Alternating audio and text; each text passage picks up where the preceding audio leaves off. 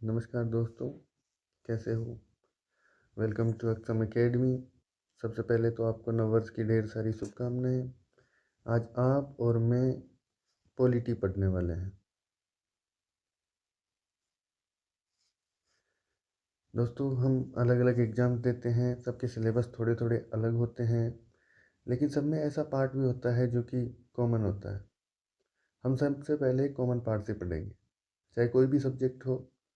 तो अब बात ये आती है कि पॉलिटी की क्या वैल्यू है, कि वैल्यू क्या है।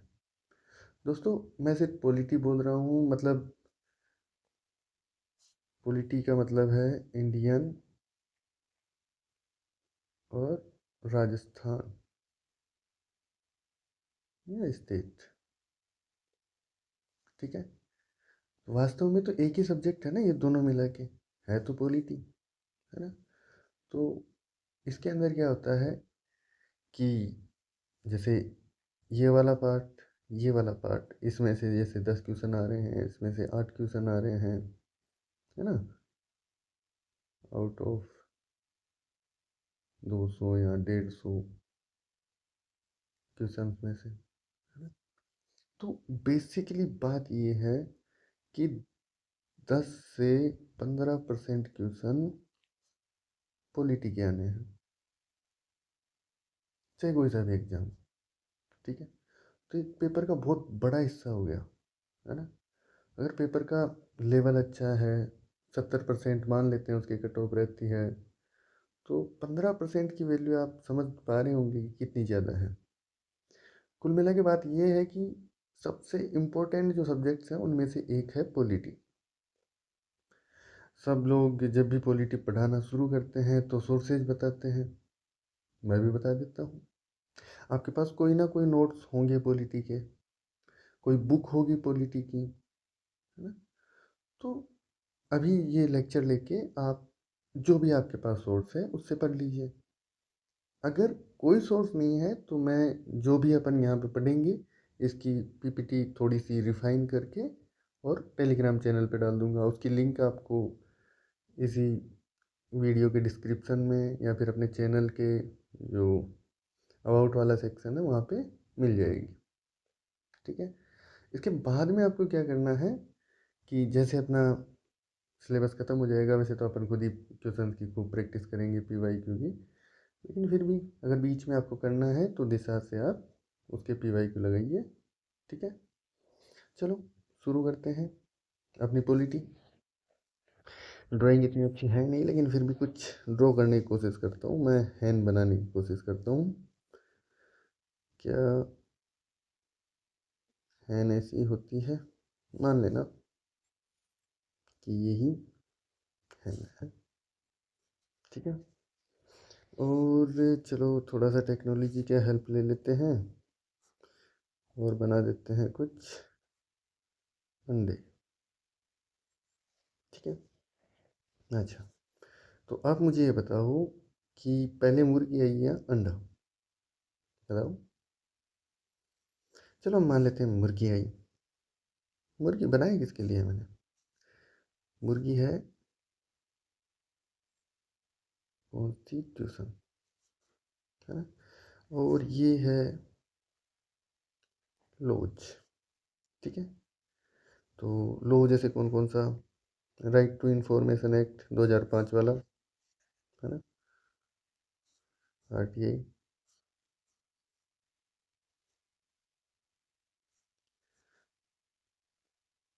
RTI हो गया।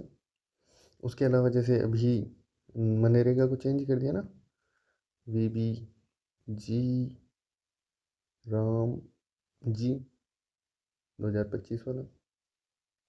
कुछ पुराने कानून भी देख लेते हैं, जैसे IPC 1860 का, है ना, जो कि अब क्या हो गया, भारतीय न्याय संहिता। ठीक है, इसमें इसको चेंज कर दिया गया है। जैसे motor vehicle act, citizen charter act, है ना। तो ऐसे काफ़ी सारे जो है लॉज हैं। ठीक है, तो ऐसे मान लीजिए। अब बताओ पहले कौन आया, संविधान पहले आया या कानून? तो पहले तो अपना संविधान आया, ठीक है, संविधान आ गया, संविधान के बाद में ये कानून आए, ठीक है। तो संविधान है क्या? ये संविधान जो है अपना,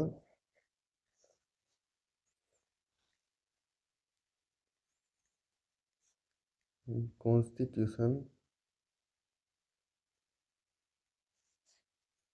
ठीक है, ये है फर्स्ट लॉ, देश का पहला कानून है। तो ये पहले आया, कब आया ये आया 26 नवंबर 1949। जो मन में आपके सवाल आ रहे हैं वो मैं आपको इस वीडियो में इसी में क्लियर कर दूंगा। 26 जनवरी 1949 को एनेक्ट हुआ, है ना, अपना संविधान।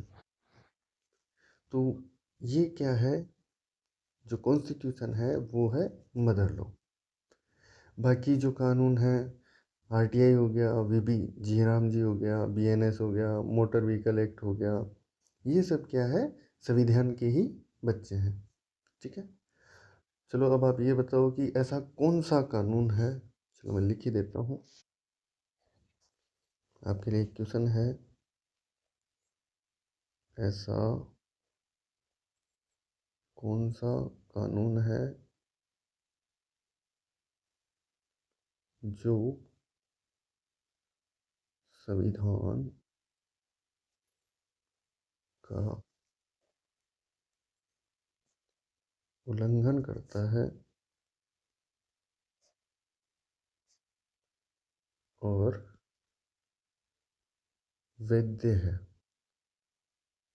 वैध मतलब लीगल है, कानूनी है। मैं आपको कुछ ऑप्शन भी दे देता हूँ, आरटीआई, दूसरा आप ले लो एएफएसपीए, जानते हो, armed forces special powers act. ये कब आया था? 1958। एक और ऑप्शन ले लेते हैं, यूएपीए, और एक ऑप्शन कोई आर्टिकल से दे देते हैं, आर्टिकल 3 ऑफ कॉन्स्टिट्यूशन, संविधान का तीसरा अनुच्छेद, यूएपीए जानते हो? यूएपीए का मतलब है, कोई यदि गैर कानूनी काम कर रहा हो, उसके रोकथाम के लिए यदि सरकार उसके ऊपर ऐसा कोई एक्ट लगाती है उसे रोकने के लिए, तो वो यूएपीए होते हैं। काफ़ी सारे हैं, थे, कुछ हैं, तो वो यूएपीए है। आरटीआई और राइट टू इंफॉर्मेशन, आरटीआई का मतलब, और arm forces special powers act 1958। बताओ कौन सा है? तो दोस्तों, ऐसा कोई कानून नहीं है जो संविधान का उल्लंघन करने के बाद भी वो बना रहे, ऐसा कोई कानून नहीं, ना आगे ऐसा कोई सरकार कानून बना सकती है। तो क्या ऐसी कोई प्रथा हो सकती है? अगला क्वेश्चन है, ऐसी कोई प्रथा या कोई रिवाज हो जो संविधान का उल्लंघन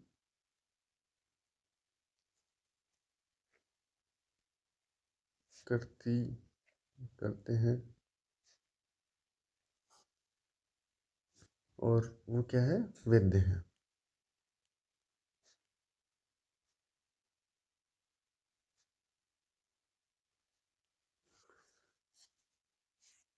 क्या कुछ? जैसे बाल विवाह हो गया,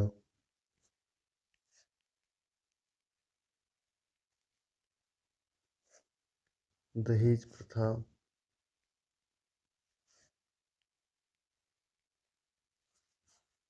अनटचेबिलिटी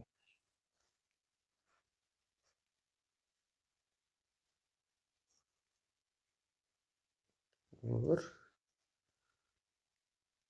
सबरीमाला। सबरीमाला साउथ में एक मंदिर है, मंदिर में महिलाओं का प्रवेश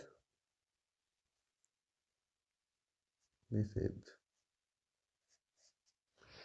तो बाल विवाह ऐसी कोई प्रथा है जो कि संविधान की उल्लंघन कर रही है। संविधान में तो क्या कहा हुआ, लड़की 18 साल की हो, लड़का 21 साल का हो, तब अगर विवाह कर रहे हो तो सही है, नहीं तो वो बाल विवाह है।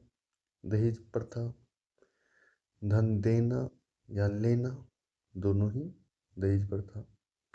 तो क्या ये संविधान का उल्लंघन नहीं है? अस्पृश्यता, भाई आप किसी से छुआछूत नहीं कर सकते हो। सबरीमाला मंदिर में महिलाओं का प्रवेश निषेध। तो क्या ये रीति रिवाज ऐसे नहीं है सारे के सारे जो कि संविधान का उल्लंघन कर रहे हैं, लेकिन फिर भी हो रहे हैं? तो दोस्तों ये सब इलीगल है।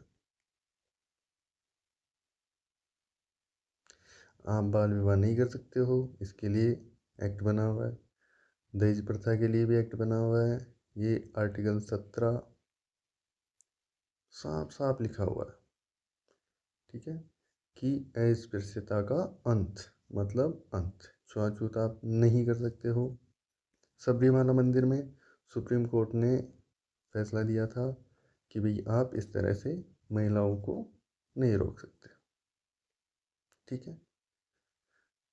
तो चलो आगे बढ़ते हैं, संविधान को थोड़ा और जानते हैं। संविधान क्या है? संविधान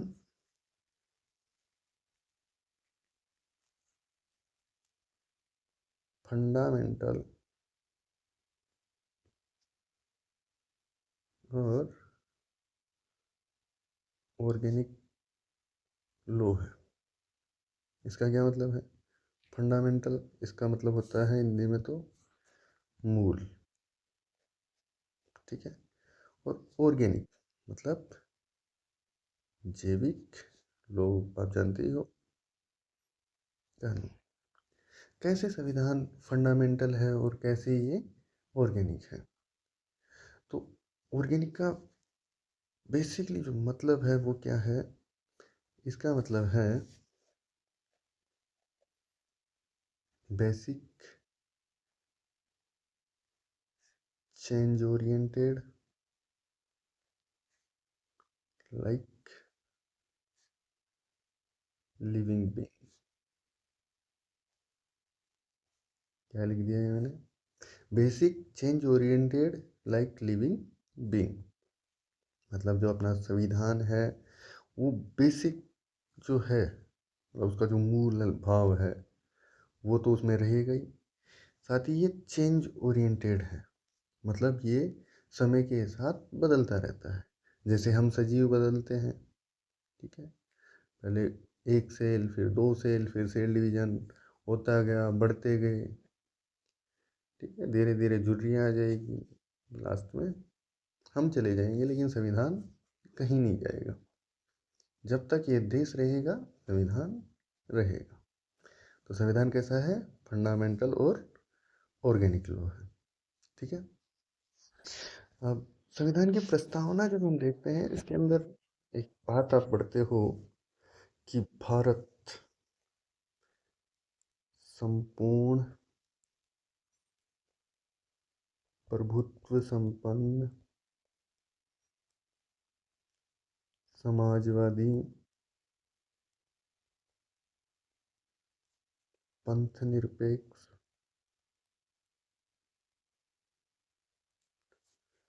लोकतांत्रिक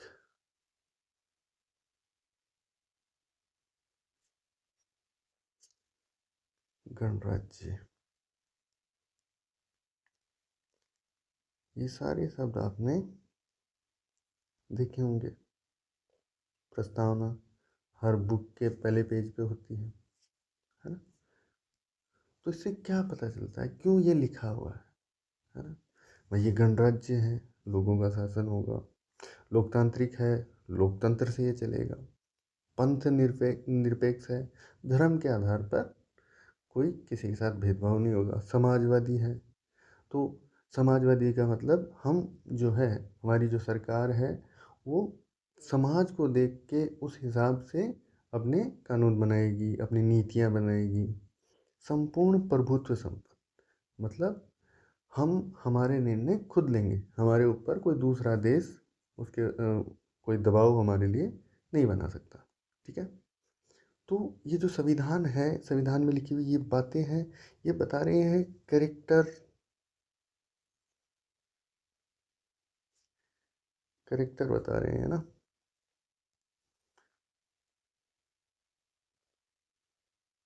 ठीक है, करेक्टर या नेचर, किस तरह की प्रकृति है हमारे देश की, है ना। तो ये संविधान बताता है।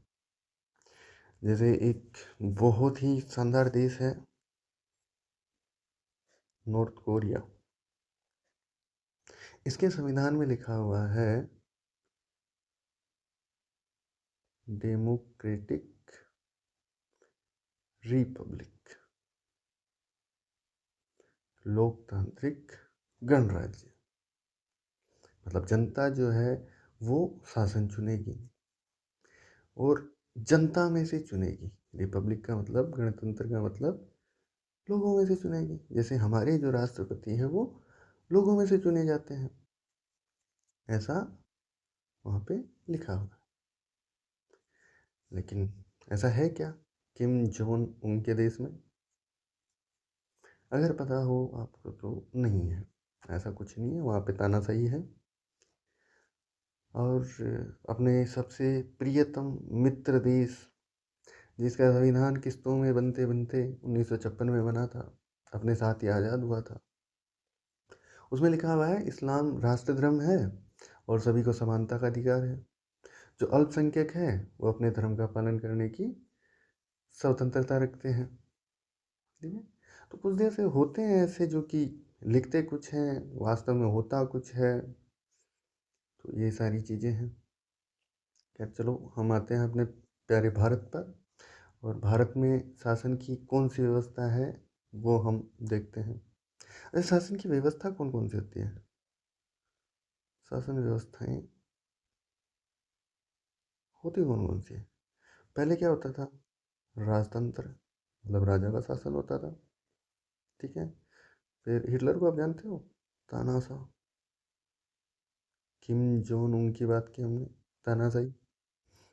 एक होता है पार्लियामेंट्री सिस्टम, यानी कि संसदीय शासन व्यवस्था। एक होता है अध्यक्षात्मक शासन व्यवस्था।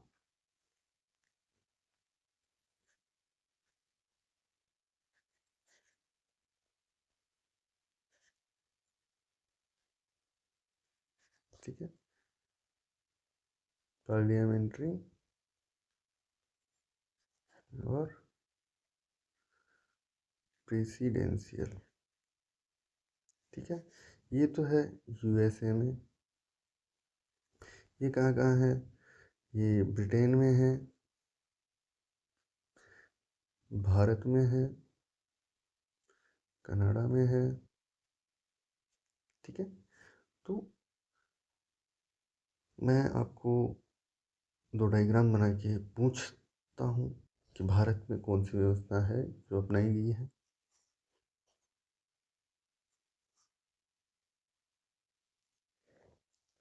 ये देश है, इसकी ऐसे व्यवस्था है। ये मान लो आप विधायिका है। ठीक है। और ये मान लो आप कार्यपालिका।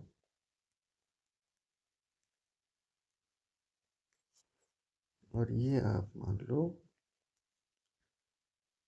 न्यायपालिका। ठीक है। और एक सिस्टम ऐसा है जिसमें ये हो गई विधायिका, ये हो गई कार्यपालिका, और ये हो गई आपकी न्यायपालिका। बताओ अपने देश में कौन सा है? अपने देश में है ये वाला, जिसे बोलते हैं संसदीय शासन व्यवस्था, पार्लियामेंट्री सिस्टम। और ये है प्रेसिडेंशियल। ठीक है, ये हो गया, समझ में आ गया। अच्छा, बाकी डिटेल में अभी और पढ़ेंगे, विधायिका क्या होती है, कार्यपालिका क्या होती है, न्यायपालिका भी अपन पढ़ेंगे, सारी ही चीज़ें हम पढ़ेंगे। ठीक है, चलो समझते हैं। तो विधायिका क्या है? तो विधायिका को इंग्लिश में तो कहते हैं लेजिस्लेचर।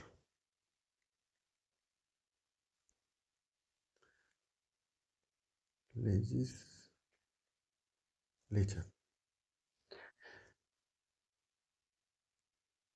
और जो कार्यपालिका है इसको कहते हैं एग्जीक्यूटिव। ठीक है, न्यायपालिका आप जानते हो जुडिशरी है। अच्छा, विधायिका लेजिस्लेट करने का काम करती है ना, मतलब कानून बनाना। कार्यपालिका एग्जीक्यूट करने का काम करती है, मतलब लागू करना। ठीक है, और जो न्यायपालिका है वो क्या करती है? न्यायपालिका का काम है कि भाई यदि कोई विवाद हो गया तो उसको सुलझाना। ठीक है, विवाद सुलझाना और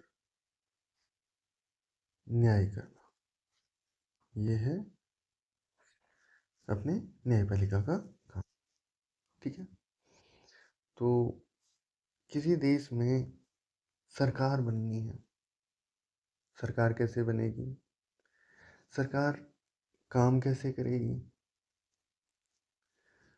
सरकार की प्रकृति कैसी होगी, सरकार का संगठन कैसा होगा, सरकार को कौन सी शक्तियाँ मिलेगी, उन शक्तियों को किस तरह से सरकार यूज कर सकती है, ये सब कौन बताता है? ये सब चीज़ें भी संविधान बताता है।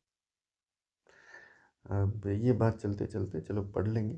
पढ़ते पढ़ते मेरे पास ऐसे कुछ सवाल आ रहा है, मैं आपसे पूछ लेता हूँ, बाद में मैं भूल जाऊँगा आपकी तरह। एक बात बताओ, सरकार, क्या सरकार आपकी जिंदगी तो सही सब नहीं है, आपका जीवन आपसे छीन सकती है? अच्छा, जीवन की जगह आप वो भी कर सकते हो, लिबर्टी। लिबर्टी का मतलब जानते हो ना, स्वतंत्रता। क्या सरकार आपसे आपकी जिंदगी छीन सकती है, आपकी स्वतंत्रता छीन सकती है? सोचो और बताओ। तो जवाब है हाँ, बिल्कुल छीन सकती है। आपकी ज़िंदगी भी छीन सकती है, आपकी स्वतंत्रता भी छीन छीन सकती है। लेकिन कैसे? जैसा कानून में लिखा है। और कौन सा कानून सर्वोच्च है? सर्वोच्च कौन सा? संविधान, तो संविधान में या कानून में जिस तरीके से लिखा हुआ है कि हाँ, इस तरह से आप अपने नागरिक की ज़िंदगी छीन सकते हो, स्वतंत्रता छीन सकते हो, तो उस तरीके से सरकार आपकी ज़िंदगी, मेरी स्वतंत्रता छीन सकती है। चलो एक और क्वेश्चन पूछ लेते हैं। केंद्र में है मोदी जी और केरल में है स्टालिन मुख्यमंत्री। तो क्या केंद्र सरकार राज्य सरकार को डिसमिस कर सकती है?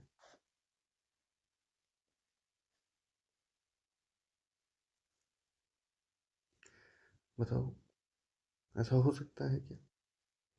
ये सरकार भी क्या है? जनता की चुनी हुई। ये सरकार भी क्या है? जनता की चुनी हुई। क्या ये जनता की चुनी हुई सरकार इस सरकार को डिसमिस कर सकती है, हटा सकती है? ये सरकार इसको डिसमिस कर सकती है क्या? तो जवाब है हाँ। केंद्र सरकार राज्य सरकार को डिसमिस कर सकती है। कैसे? आर्टिकल 356 भारतीय संविधान का केंद्र सरकार को ये शक्ति देता है कि राज्य में राष्ट्रपति शासन लगाया जा सकता है। किस आधार पर लगाएगा, क्यों लगाएगा, तो ये सारी चीज़ें हम पढ़ेंगे जब इमरजेंसी प्रोविजंस पढ़ेंगे, आपातकालीन अनुबंध पढ़ेंगे। फिलहाल तो बात ये है कि केंद्र सरकार तो राज्य सरकार को हटा सकती है ना? क्या स्टालिन मोदी को हटा सकते हैं? नहीं, राज्य सरकार केंद्र सरकार को नहीं हटा सकती है। ठीक है, अच्छा चलो, यहाँ पे जगह बच रही है पेज में, तो कुछ लिखा जाए। क्या आप बताइए, सरकार और जनता के बीच कुछ ना कुछ तो रिश्ता होगा। रिश्ता क्या है? क्या रिश्ता है जनता का और सरकार का? जनता क्या करती है? सरकार को चुनती है। जनता, ये जनता हो गई, ये सरकार हो गई। जनता इसको चुनेगी। ठीक है, चुन लिया। आर्टिकल 326 जनता को ये अधिकार देता है कि वो अपने लिए सरकार का चुनाव करे। ठीक है, तो सरकार क्या करेगी? सरकार बदले में जो जनता है इसके फंडामेंटल राइट्स, मूल अधिकार,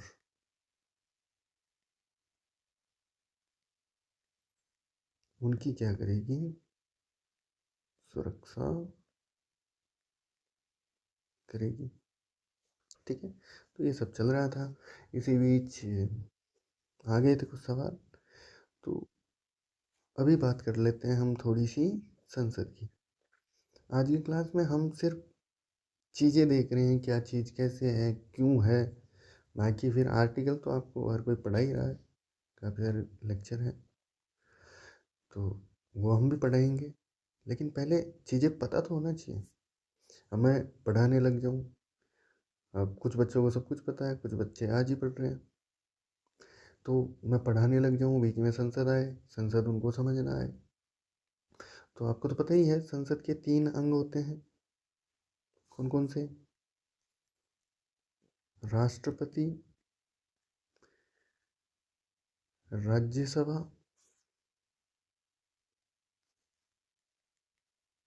राज्यसभा और लोकसभा। संसद किस किस से बना हुआ है? राष्ट्रपति, लोकसभा और राज्यसभा। जो लोकसभा और राज्यसभा है, राज्यसभा और लोकसभा, ये क्या करते हैं? कानून बनाते हैं। और अभी हमने बात की थी, जो कानून बनाते हैं उनको हम क्या कहते हैं? विधायिका कहते हैं,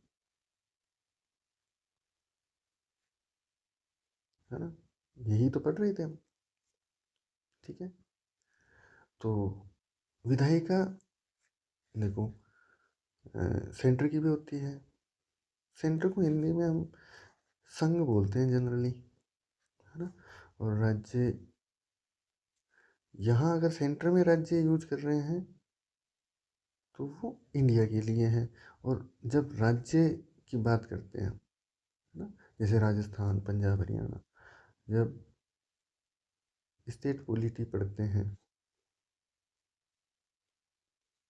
तो वहाँ पे स्टेट का मतलब पंजाब, हरियाणा, राजस्थान, गुजरात, इन सब से होता है ना? तो संघीय विधायिका भी होती है और राज्य विधायिका भी होती है। दोनों पढ़ेंगे, पहले संघ की पढ़ेंगे, फिर हम पढ़ेंगे स्टेट वाली, ठीक है? अच्छा जी। तो संघीय विधायिका,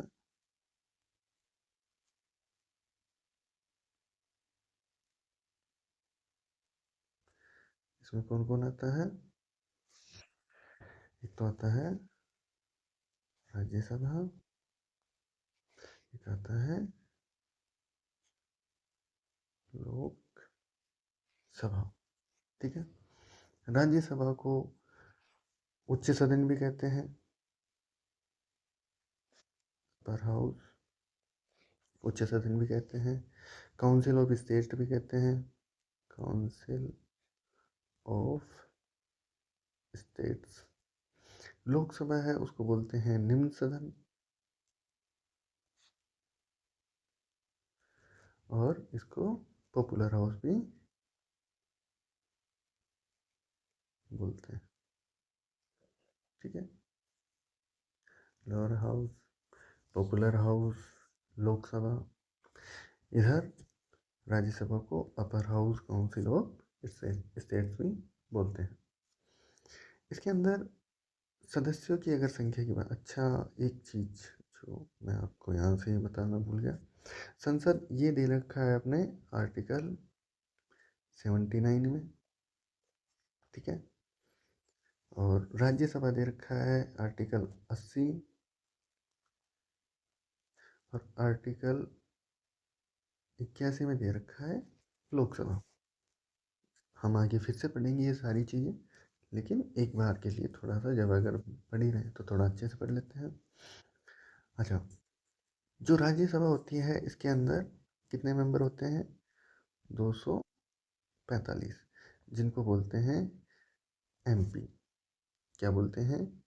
एमपी बोलते हैं। कितने होते हैं राज्यसभा में? 245 होते हैं।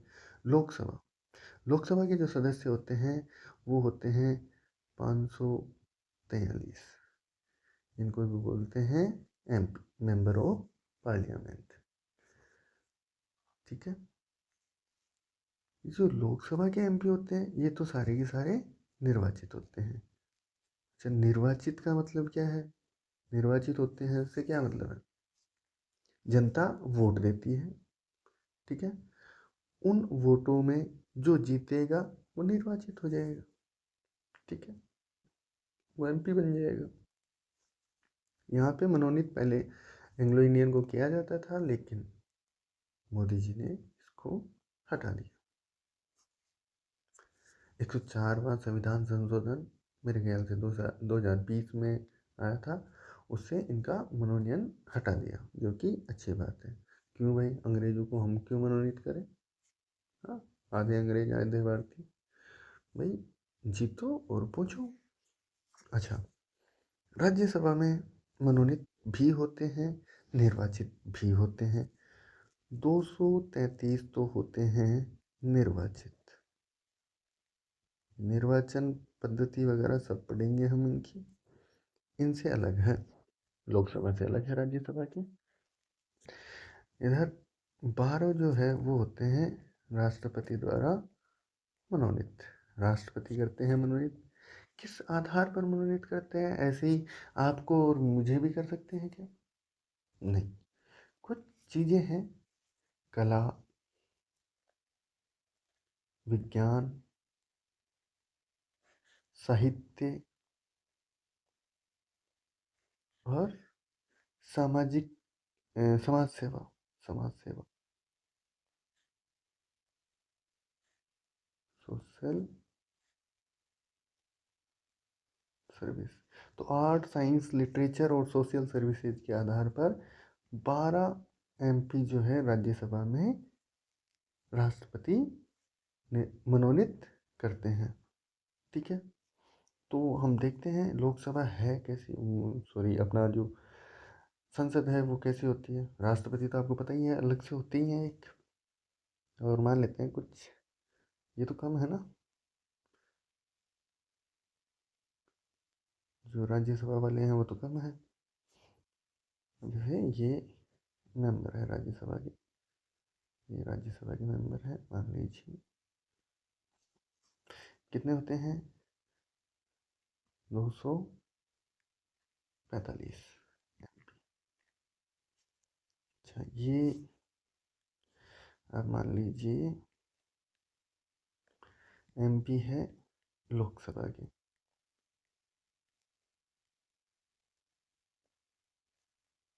ठीक है, ये कितने होते हैं, 543। ठीक है, 543 होते हैं।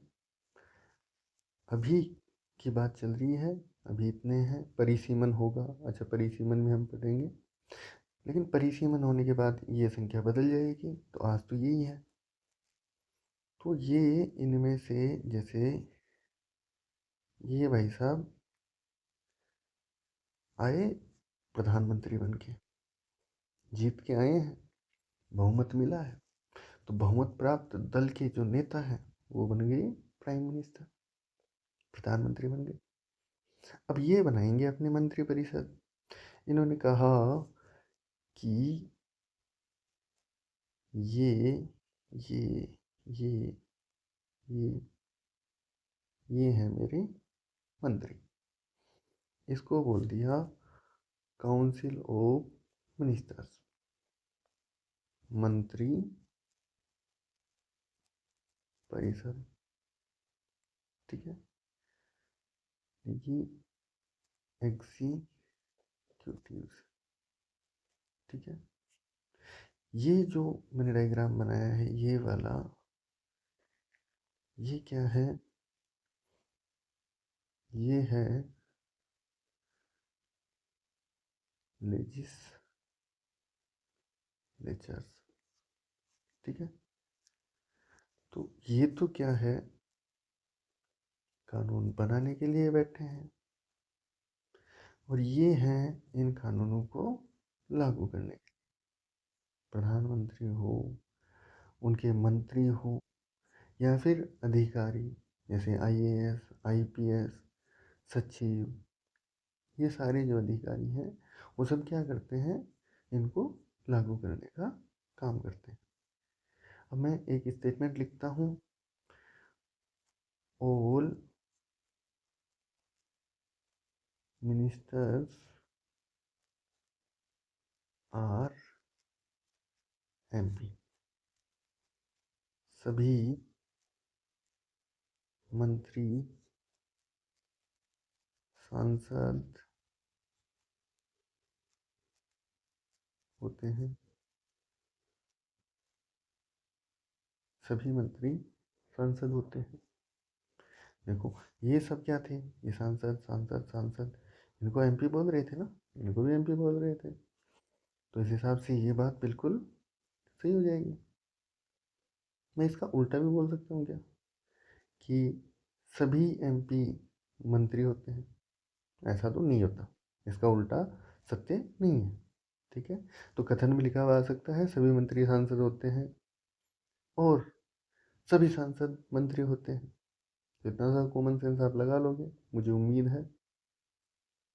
अच्छा, यदि कोई है, एक भाई साहब आए, वो भाई साहब यहाँ पे बैठे थे। इन भाई साहब ने कहा कि मैं प्रधानमंत्री जी का बहुत नज़दीकी हूँ और मुझे बनना है मंत्री। क्या प्रधानमंत्री उसको मंत्री बना सकते हैं?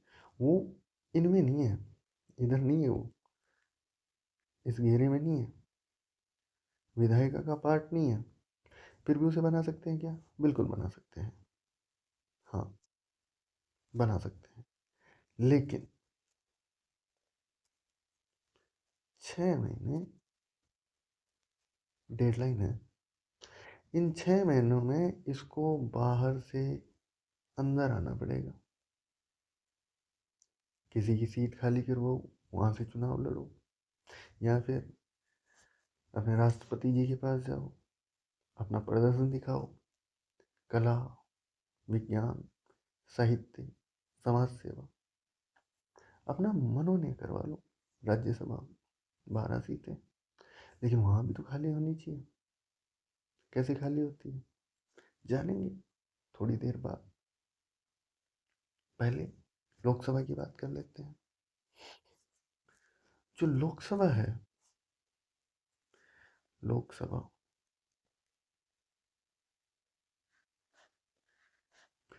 लोकसभा 5 साल के लिए होती है। 5 साल में क्या हो जाएगी? खाली हो जाएगी, ठीक है। फिर क्या आएंगे? नए एमपी आएंगे और पूरी तरह से ये बदल जाएगी। मतलब इस सदन की एक फिक्स लाइफ है। 5 साल इसके सदस्यों का कार्यकाल होता है ना, और 5 साल ही इसकी लाइफ होती है। तो इनका कार्यकाल कितना हो गया?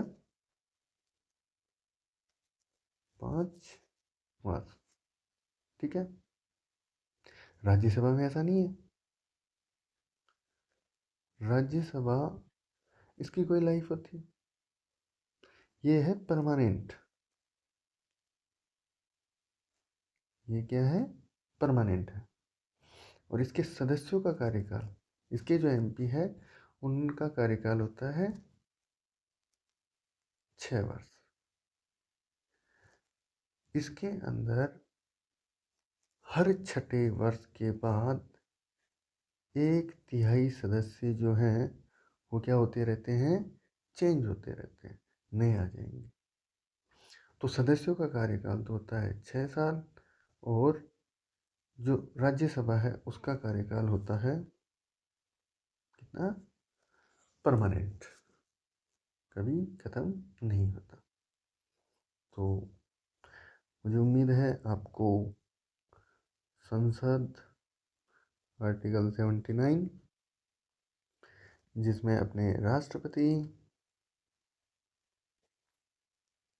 राज्यसभा और लोकसभा, राज्यसभा आर्टिकल 80, लोकसभा आर्टिकल 81, यहाँ तक आपको सारी चीज़ें शायद समझ में आ गई होगी, ठीक है। अभी लास्ट में एक बार फिर से रिवाइज कर लेंगे और नेक्स्ट क्लास से पहले रिवाइज कर लेंगे। अब बात कर लेते हैं हम राज्य विधायिका की। राज्य विधायिका, जो राज्य विधायिका होती है इसके अंदर आर्टिकल 168 जो है संविधान का, उसमें विधानसभा के बारे में बताया गया है। विधानसभा के जो सदस्य हैं इनको बोलते हैं एमएलए। विधानसभा के सदस्यों को क्या बोलते हैं? MLA, member of legislative assembly. इनका होता है निर्वाचन। इनका क्या होता है? निर्वाचन। राजस्थान में विधानसभा सीटें कितनी हैं?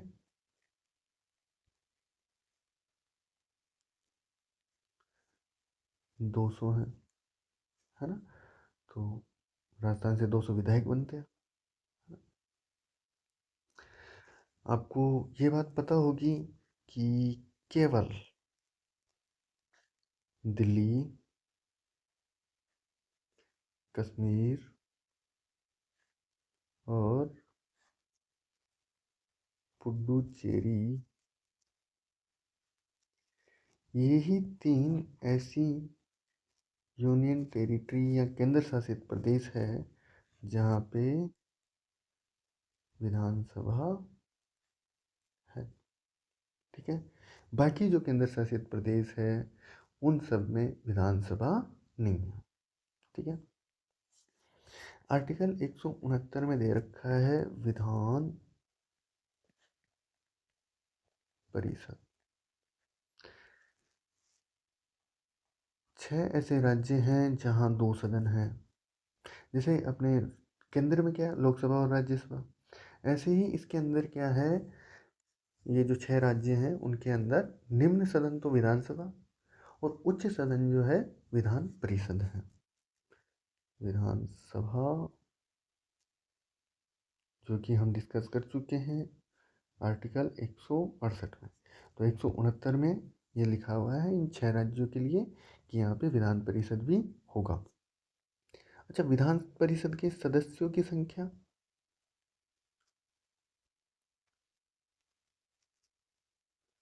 ये लेस देन और इक्वल टू होगी 1/3 ऑफ विधानसभा। जो विधानसभा के सदस्य हैं उनके 1/3 सदस्यों से ज़्यादा नहीं होना चाहिए जो विधान परिषद के सदस्य हैं वो। ठीक है, अब ये 6 राज्य कौन कौन से हैं? 6 राज्य चलो हम झट से याद ही कर लेते हैं। ये भारत का नीचे वाला मैप, साउथ वाला, इसमें आपको पता है यहाँ पे एक राज्य है आंध्र प्रदेश,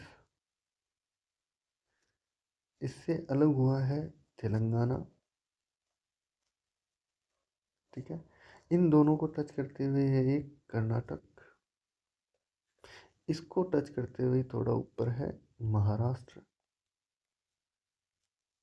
और यहाँ पे है यूपी, यहाँ पे है बिहार।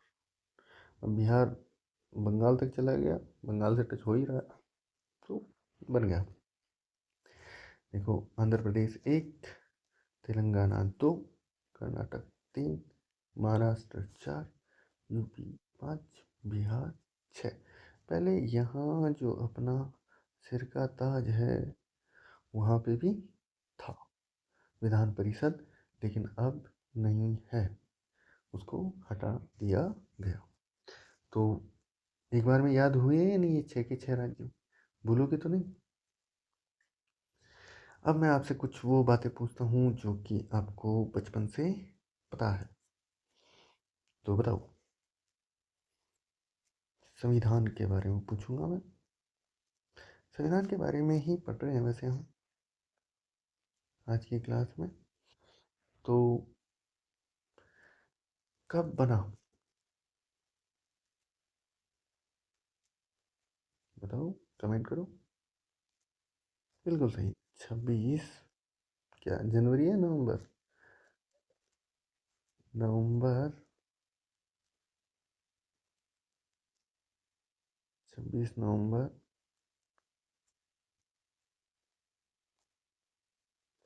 1949 को। ठीक है, इसको अधिनियमित, अगर थोड़ा भारी वर्ड लग रहा है तो अंग्रेजी में थोड़ा सा आसान है, इनेक्टेड। अधिनियमित मतलब इसको एक अधिनियम के रूप में पारित किया। कब किया? चलो सोचो, तब तक मैं एक और लिख देता हूँ। इसको कब अपनाया गया,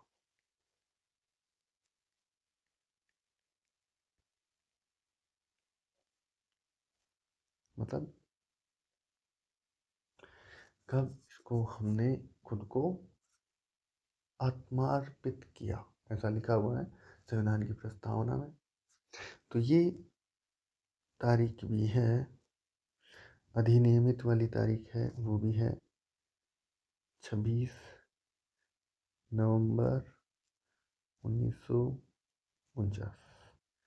ये भी तारीख है 26 नवंबर 1949। एग्जामिनर इन शब्दों के साथ खेलता है। कब बना, हम ध्यान रखते हैं 26 नवंबर 1949 को बन गया था। अधिनियमित कब हुआ, एनेक्टेड कब हुआ और अपनाया कब गया, ये जो शब्द हैं इनसे वो आपसे खेलेगा। लेकिन आपको ध्यान रखना है कि संविधान बना, अधिनियमित हुआ, आत्मार्पित हुआ, वो तारीख सेम थी। फिर 26 जनवरी 1950 को क्या हुआ था, लागू हुआ था श्रीमान।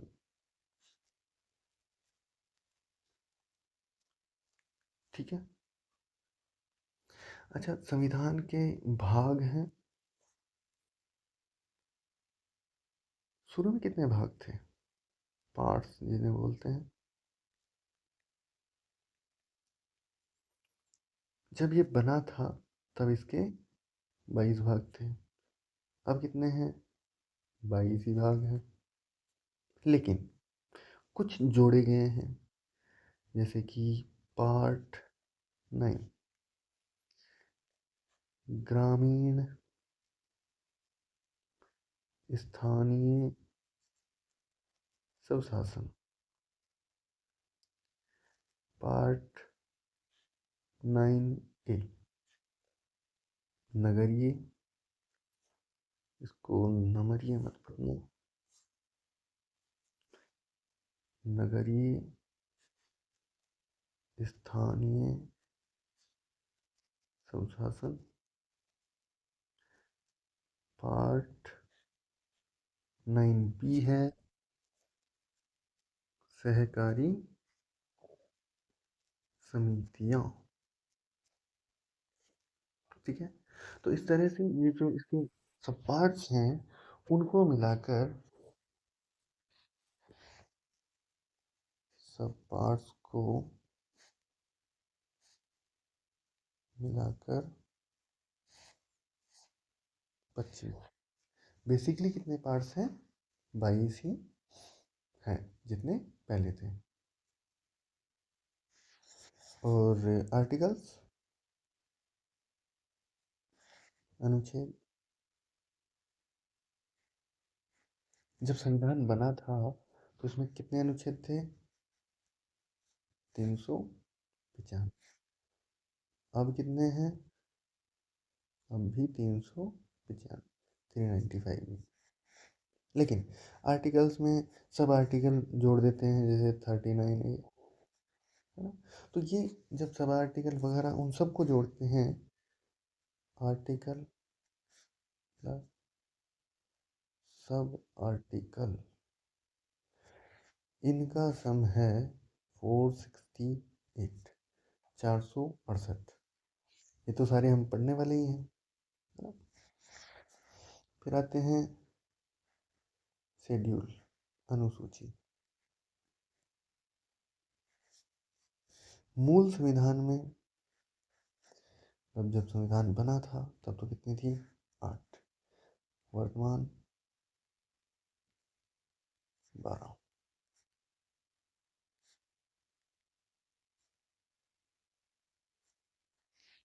ठीक है। तो हमारे संविधान के कितने भाग हैं, 22 भाग हैं। अगर सब पार्ट्स को अगर मिला दिया जाए तो कितना हो जाएगा, 25 हो जाएगा। आर्टिकल कितने हैं, 395 है। अभी भी कितने हैं, 395 है। और सब पार्ट्स को मिला दे तो कितने हो जाएंगे, 468। अनुसूची की बात करें तो मूल संविधान में कितनी थी, 8, वर्तमान में कितनी है, 12। तो हम अनुसूचियाँ और संविधान के स्रोत आज खत्म कर लेते हैं। इसके बाद में आगे का हम कल देख लेंगे। ठीक है। तो अनुसूची की बात करते हैं। पहली अनुसूची, प्रथम अनुसूची, पहली अनुसूची है उसमें राज्य और जो केंद्र शासित प्रदेश है, राज्यों प्लस केंद्र शासित या संघ शासित प्रदेशों, इनके क्या है, नाम और सीमाएं। पहली अनुसूची के अंदर क्या लिखा हुआ है, राज्यों और संघ शासित प्रदेशों के नाम और सीमाएं। ठीक है, याद हुआ। दूसरी जो अनुसूची है, द्वितीय अनुसूची, इसके अंदर लिखा हुआ है संचित निधि पर भारित वेतन। ठीक है, अच्छा, संचित निधि पर भारी वेतन किस किस का है। अच्छा, संचित निधि भारत की भी होती है और राज्य की भी होती है। ठीक है, तो भारत की जो संचित निधि है उसके ऊपर किस किस का है, राष्ट्रपति,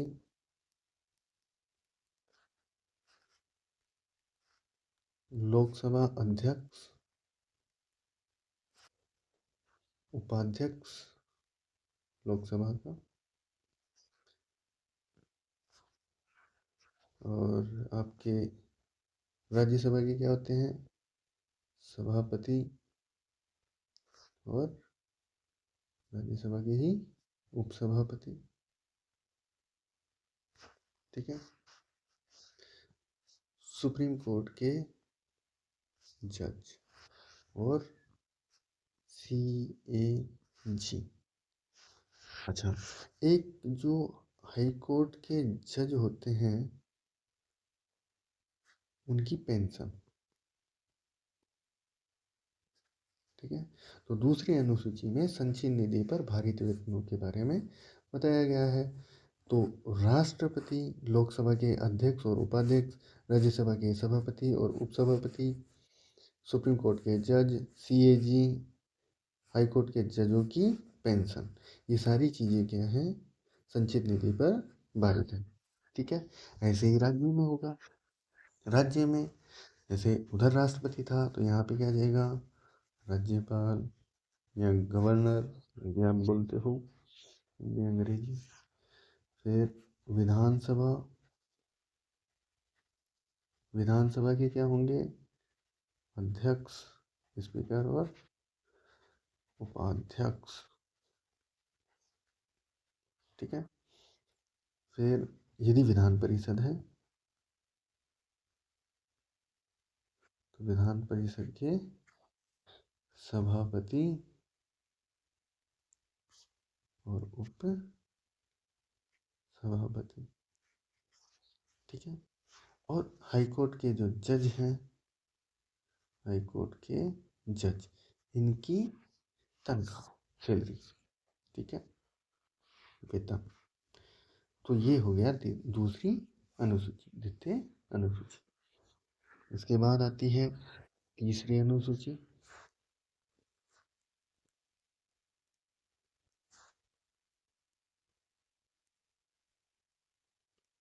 जो तीसरी अनुसूची है इसके अंदर शपथ का प्रारूप दे रखा है। शपथ का प्रारूप कौन सी अनुसूची में दे रखा है, तीसरी में दे रखा है। किस किस का, MLA, MLC, MLA जानते हो विधायक, MLC member of legislative council, Vidhan Parishad के सदस्य, या फिर MP। उम्मीदवार के तौर पर जो होते हैं उसकी शपथ, पहले आप यदि उम्मीदवार बनते हो तो उसकी आपको शपथ लेनी पड़ेगी, वो तीसरी अनुसूची में दे रखी है। फिर इन्हीं की यदि ये जीत जाते हैं तो बन जाएंगे ये सदस्य, है ना, सदस्य बन जाएगी तो उसकी शपथ अलग होती है, वो भी शपथ तीसरी अनुसूची में दे रखी है। यदि कोई मंत्री बनता है, मंत्री कहाँ कहाँ बन सकता है? केंद्र में भी बन सकता है, राज्य में भी बन सकता है। तो ये भी किसमें दे रखी है? तीसरी अनुसूची में। फिर जो सीएजी होते हैं उनकी शपथ भी किसमें दे रखी है? तीसरी अनुसूची में दे रखी है। फिर आती है चौथी अनुसूची। चौथी अनुसूची जो फोर्थ शेड्यूल है उसमें राज्य और जो केंद्र शासित प्रदेश है उनके अंदर राज्यसभा सीटें कितनी कितनी हैं वो बता रखे हैं।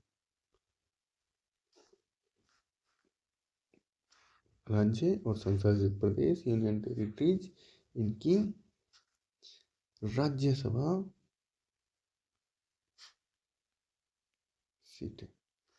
ठीक है, तो राज्यसभा की सीटें कौन सी अनुसूची में लिखी हुई है? चौथी अनुसूची में लिखी हुई है। इसके बाद आते हैं पांचवी अनुसूची। जो पांचवी अनुसूची है उसके अंदर भारत के 10 राज्य जिनको अनुसूचित क्षेत्र और अनुसूचित जनजातियों के प्रशासन और नियंत्रण के प्रावधान दे रखा है अलग से। क्या क्या है इसमें? अनुसूचित सूचित क्षेत्रों और अनुसूचित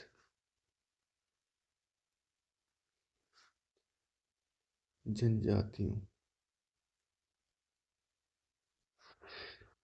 इनका क्या प्रशासन और नियंत्रण के प्रावधान ये इसके अंदर दे रखा है।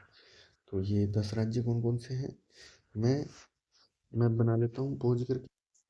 तो ये है हमारा प्यारा भारत।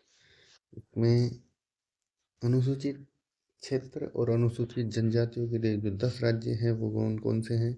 एक तो हो गया हिमाचल प्रदेश, एक अपना प्यारा राजस्थान, इसके नीचे गुजरात, इसके दाएं जाओगे तो एमपी, नीचे जाओगे तो महाराष्ट्र।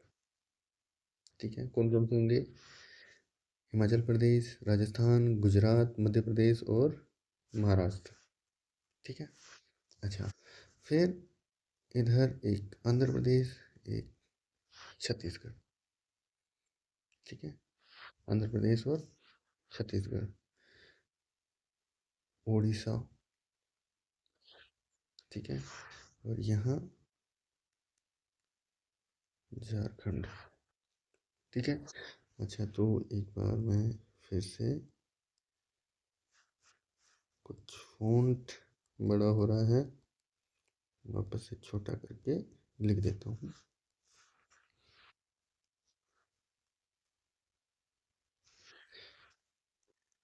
हिमाचल प्रदेश, राजस्थान, गुजरात, यहाँ पे एमपी मान लो आप। एमपी के जस्ट बगल में कौन है? छत्तीसगढ़ है। इसके बगल में उड़ीसा है। यहाँ पे झारखंड है। यहाँ पे आंध्र प्रदेश है और ये नीचे रह गया महाराष्ट्र। ठीक है, काउंट करो, पूरे हो गए क्या? 1 2 3 4 5 6 7 8 9। एक कौन सा रह गया अपना? हिमाचल प्रदेश हो गया, राजस्थान हो गया, गुजरात हो गया, एमपी हो गया। अच्छा, आंध्र प्रदेश से एक और राज्य बन गया आजकल, तेलंगाना। ये हो गए अपने 10। ठीक है, तो देखो याद रखना है आराम से। ये तो हिमाचल पहाड़ी क्षेत्र है, देना ही पड़ेगा। सोनम वांगचुक आजकल इसी के लिए मांग रहे हैं कि 5वीं अनुसूची में हमें जोड़ दो, तो उससे याद रह जाएगा कि हिमाचल है। राजस्थान हमने पता ही है, टीएसपी एरिया होता है ना? फिर राजस्थान के आसपास के जो भी राज्य हैं वो यूपी को छोड़ के, हरियाणा पंजाब को भी छोड़ के, कौन कौन से? मध्य प्रदेश, गुजरात, महाराष्ट्र। मध्य प्रदेश के पास में है छत्तीसगढ़, उसके पास उड़ीसा, झारखंड, नीचे जाओगे तेलंगाना और आंध्र प्रदेश। ठीक है, तो ये हैं अपने 10 राज्य जो कि 5वीं अनुसूची में है। ठीक है, अभी मैं फ़ॉन्ट बढ़ा लेता हूँ। अच्छा जी, आगे जो छठी अनुसूची है इसके अंदर जो अपने, अच्छा चलो यहीं पे मैं बना हुआ तो है, इसको कॉपी कर लेते हैं।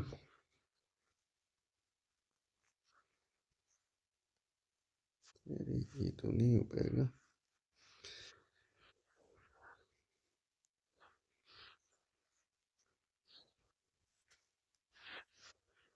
कोई छठी छठी अनुसूची।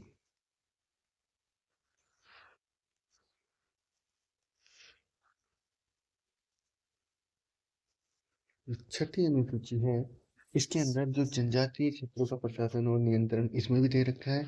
ये वाले जो स्टेट्स थे ये वाले अलग थे 5वीं अनुसूची के, और छठी अनुसूची है वो वाले अलग है। तो ये किस प्रकार अलग है, ये पूर्वोत्तर के राज्य आते हैं।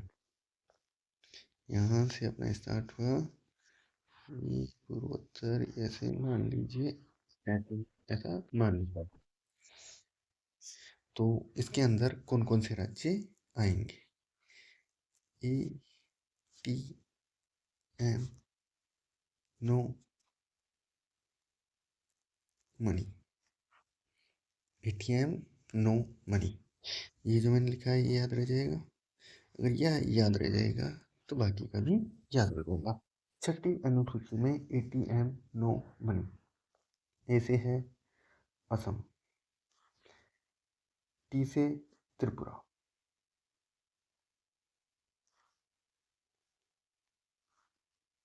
एम एम से मेघालय और मिजोरम। ठीक है, नो मनी का मतलब मणिपुर नहीं है। असम, त्रिपुरा, मेघालय, मिजोरम ये छठी अनुसूची में आते हैं, मणिपुर नहीं है। ठीक है, तो ATM no money, ATM no, A से असम, टी से त्रिपुरा, एम से मेघालय और मिजोरम। ठीक है, फिर आ जाते हैं हम 7वीं अनुसूची।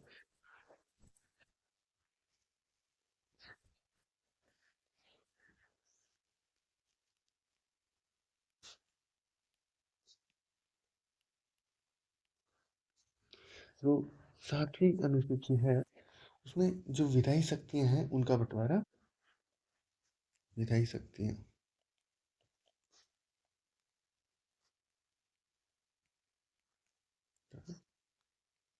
बंटवारा, तो कौन कौन सी होती है, चलो इसको भी थोड़ा नीचे ले लेते हैं। संघ सूची, राज्य सूची और समवर्ती सूची। संघ सूची है जिसके ऊपर संसद कानून बनाएगी। राज्य सूची जिसमें राज्य विधानमंडल कानून बनाएगा। समवर्ती जिसमें संसद और विधानमंडल दोनों जो है कानून बना सकते हैं। अब इसके अंदर शुरू में विषय कुछ और थे, आज विषय बदल गए हैं। तो शुरुआत में विषय और वर्तमान विषय। शुरुआत में जो संघ सूची है इसके अंदर थे 97, राज्य में थे 66 और समवर्ती में थे 47। शुरुआत में संघ सूची में कितने थे 90, 7, राज्य सूची में 66, समवर्ती में 47। वर्तमान में ये बदल गए, ये हो गए 98, संघ सूची के 98, राज्य सूची के 59, समवर्ती सूची के 50। तो राज्य सूची के काफ़ी सारे विषय हटा के समवर्ती सूची में डाल दिए गए। जो विषय इन तीनों सूची में नहीं होंगे, वो वाले जो होंगे उनको बोलेंगे अवशिष्ट विषय। जो इन तीनों सूचियों में नहीं है, तीनों में नहीं, वो क्या है? अवशिष्ट विषय। उन पर कानून कौन बनाएगा? इन पर कानून बनाएगी संसद। ऐसा कौन कहता है? आर्टिकल 248 भारतीय संविधान का अनुच्छेद 248 ऐसे कहता है कि जो विषय इन तीनों सूचियों में नहीं है, संघ सूची, राज्य सूची और समवर्ती सूची में नहीं है, कोई नया ही विषय आ गया, उस पर कानून कौन बनाएगा? जैसे एआई आ गया, एआई तो वहाँ पे नहीं लिखा हुआ था ना, इस पे कानून कौन बनाएगा? इस पे कानून बनाएगी संसद। ठीक है। अच्छा, एक और खबर, खबर क्या, एक और बात थी इसके अंदर कि जो 42वां 42nd जो संविधान संशोधन था, 42nd कॉन्स्टिट्यूशन अमेंडमेंट एक्ट जो था 1976 इंदिरा जी के समय, 5 विषय जो हैं राज्य सूची से समवर्ती सूची में डाल दिए गए थे। ठीक है। तो वैसे कोई नहीं पूछता है आपको कौन कौन से थे, तो छोड़ बलने। तो 8वीं अनुसूची,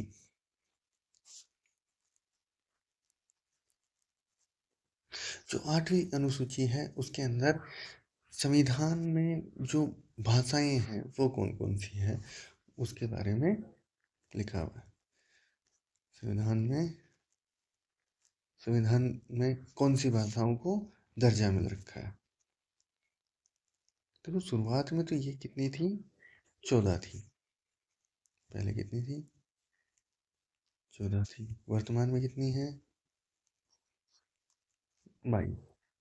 शॉर्ट वीडियो बना दूंगा, उसके अंदर ये सारी जो है भाषाएं मिल जाएगी। वैसे कोई पूछता नहीं है, इसलिए शॉर्ट वीडियो से काम चला लेंगे अपन, तो टाइम वेस्ट करना, टाइम वैसे ही ज़्यादा हो गया है। 9वीं अनुसूची, तो ये पहले नहीं थी, पहले तो 8 अनुसूचियाँ ही थी, मैंने आपको बताया था मूल रूप से कितनी थी? 8।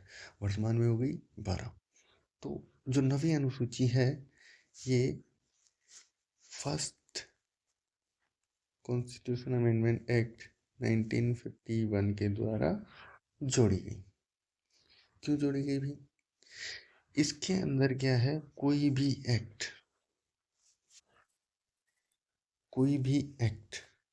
या फिर विधेयक एक्ट जो है, अगर इसमें डाल दिया 9वीं में, तो उसकी न्यायिक समीक्षा नहीं की जा सकती। ठीक है।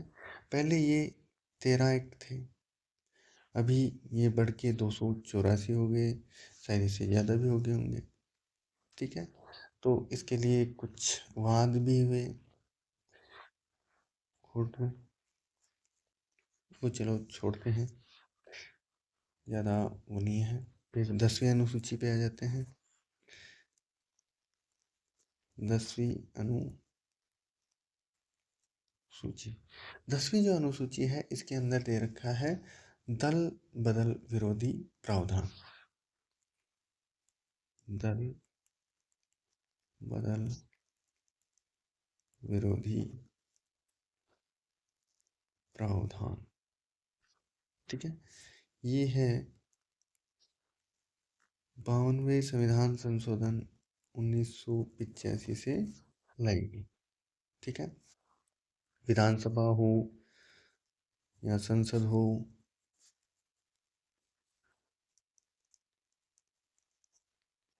दोनों के जो सदस्य हैं उन पर लागू होती है। ठीक है।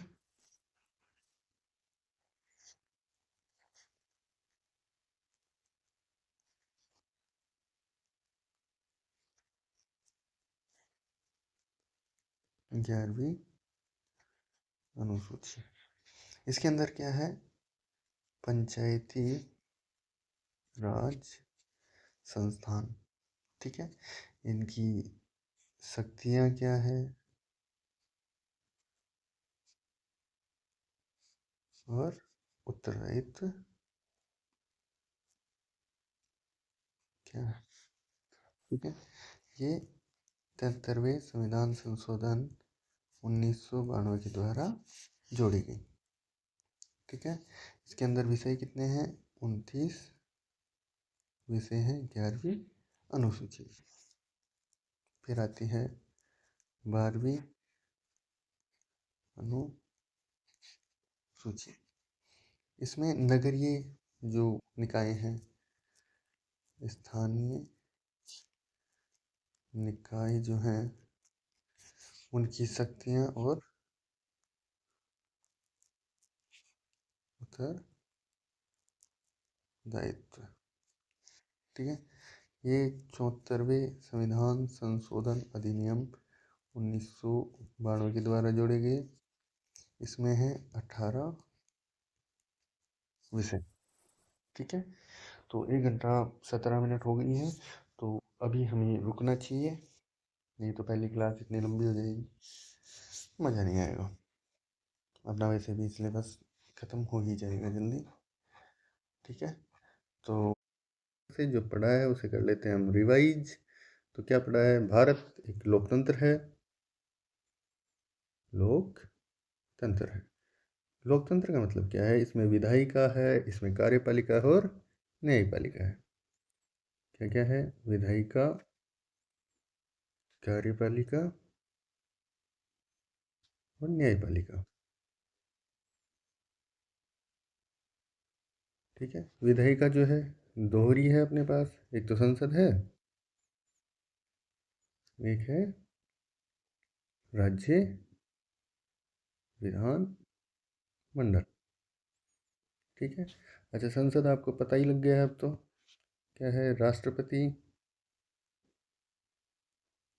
राज्यसभा और लोकसभा। राज्य विधानमंडल, विधानसभा और 6 राज्यों में विधान परिषद। ठीक है। कार्यपालिका 2 टाइप की, एक तो स्थायी जो आप बन सकते हैं और एक अस्थायी जो मंत्रिपरिषद होता है। ठीक है। मंत्रिपरिषद में त्रि छोटा आता है। ठीक है। न्यायपालिका में अपने हायरार्की वाला सिस्टम है, सुप्रीम कोर्ट और हाई कोर्ट, ये हम आगे जाके पढ़ेंगे ही। ठीक है। अच्छा, राष्ट्रपति जो है उसके बारे में हम आगे पढ़ेंगे। राज्यसभा कितनी सीटें हैं? 245, 233 निर्वाचित, 12 का मनोनयन करते हैं, मनोनीत होते हैं। कला, विज्ञान, साहित्य और समाज सेवा, सोशल सर्विस, इसके आधार पर। ठीक है। अच्छा, विधान परिषद वाले राज्य कौन कौन से हैं? यहाँ से देखा था एक में मैप में, आंध्र प्रदेश, तेलंगाना, कर्नाटक, महाराष्ट्र, यूपी और बिहार। ठीक है। ये हो गए, ये हमने पढ़ा था। फिर संसदीय शासन व्यवस्था की बात की थी कि अपने यहाँ पे स्पष्ट शक्ति पृथक्करण है या नहीं है। तो स्पष्ट शक्ति पृथक्करण अपने यहाँ पे नहीं है। ठीक है। कैसे नहीं है? कि यहाँ पे अपने जो विधायिका है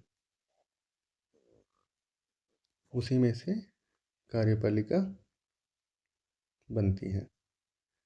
ठीक है, न्यायपालिका अपने अलग है, न्यायपालिका अलग है। तो शक्ति पृथक्करण है, ऐसी बात नहीं है कि शक्ति पृथक्करण है ही नहीं, है, इनमें भी है, इनमें भी है, लेकिन पूरी तरह से नहीं है, स्पष्ट शक्ति पृथक्करण नहीं है। ये भारत का हो गया। ब्रिटेन में तो और कम है। ब्रिटेन में ये जो डायग्राम है, वेन डायग्राम, वो कुछ ऐसा बनता है कि विधायिका है और इसी विधायिका में से कार्यपालिका भी होती है और न्यायपालिका भी होती है। तो यहाँ पे तो बहुत कम है। ठीक है, यहाँ पे जो संसदीय शासन की अगर बात करें तो संसदीय शासन व्यवस्था ही पढ़ रहे हैं ना, संसदीय शासन व्यवस्था। अगर इसकी बात करें तो यहाँ पे क्या होगा, संविधान सर्वोच्च।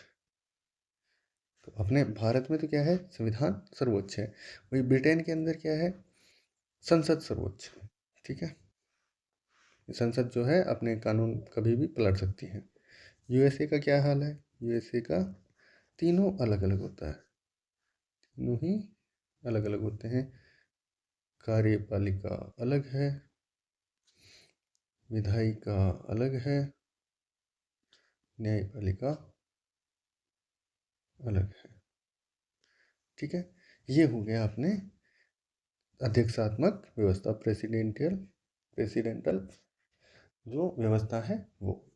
ठीक है, फिर हमने इसके बाद में बात की है अनुसूचियों की। अनुसूचियाँ कितनी हैं, अनुसूची 8 थी जो कि अब हो गई है 12।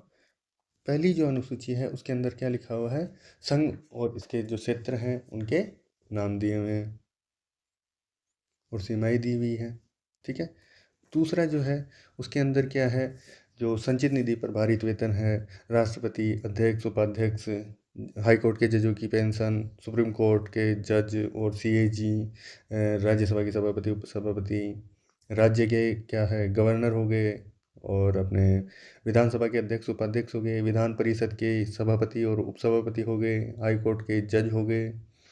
तीसरी के अंदर क्या है, शपथ का प्रारूप होता है, एमएलए, एमएलसी, एमपी, ये उम्मीदवार के तौर पर कैसे शपथ लेंगे उसका भी दे रखा है, और जब ये जीत जाएंगे तो सदस्य के रूप में किस तरह से शपथ लेंगे वो भी प्रारूप इसके अंदर दिया हुआ है। मंत्री अगर कोई बनता है, केंद्र में बने या राज्य में बने, उसका भी प्रारूप तीसरी में ही दिया हुआ है। फिर जो हाई कोर्ट और सुप्रीम कोर्ट के जज हो गए या फिर सीएजी हो गया, वो सारे भी इसी के अंदर दिए गए हैं। चौथी अनुसूची है उसके अंदर क्या दे रखा है, राज्य और जो केंद्र शासित प्रदेश हैं उनकी जो राज्यसभा सीटें हैं उनके बारे में दे रखा है कि किसमें कितनी सीटों का बंटवारा किस तरह से किया गया है। बाद पांचवी अनुसूची के अंदर क्या दे रखा है, अनुसूचित, शेड्यूल्ड। ठीक है, शेड्यूल्ड वाले जो एरिया हो गए या फिर जनजातियां हो गई उनके लिए प्रशासन और नियंत्रण। ठीक है, फिर जो छठी अनुसूची है, अच्छा, पांचवी अनुसूची के अंदर राज्य कितने हैं, 10 राज्य हैं। ठीक है, हिमाचल प्रदेश, राजस्थान, गुजरात, मध्य प्रदेश, महाराष्ट्र। ठीक है, इधर नीचे जाएंगे तो आंध्र प्रदेश से ऊपर उड़ीसा हो गया, यहाँ एमपी के पास में छत्तीसगढ़ हो गया, झारखंड हो गया। ये 10 राज्य हैं अपने पांचवी अनुसूची में। छठी अनुसूची जो अपने पूर्वोत्तर राज्य हैं उनके लिए है, ATM, no money, Assam, Tripura, Meghalaya और मिजोरम। ठीक है, ये हो गई छठी। सातवीं जो है उसके अंदर क्या दे रखा है, जो विषय हैं उनका बंटवारा दे रखा है। सातवें के अंदर संसूची, स्टेट संसूची, राज्य सूची और समवर्ती सूची दी हुई है। जो विषय इन तीनों सूचियों में नहीं होगा उन पर कौन कानून बनाएगा, संसद इनके ऊपर कानून बनाएगी।